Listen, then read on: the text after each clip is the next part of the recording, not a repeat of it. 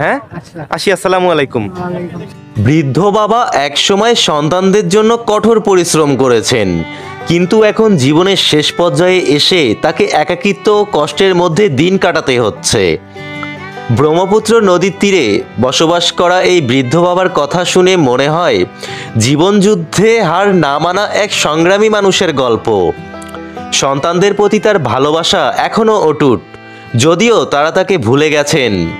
শীতের রাতে লেপ তোশকের অভাবে কাঁথা গায়ে দিয়ে কষ্ট সহ্য করলেও তার মনের কষ্ট হয়তো আরও গভীর।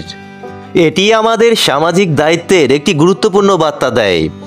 জীবনের শেষ বেলায় পিতামাতার যত্ন নেওয়া আমাদের নৈতিক কর্তব্য।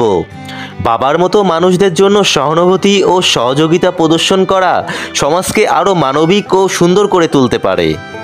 ব্রহ্মপুত্র নদীতে ছোট শিশুদের নৌকা চালানোর দৃশ্য প্রকৃতির সাথে এক অবিচ্ছেদ্য সম্পর্কের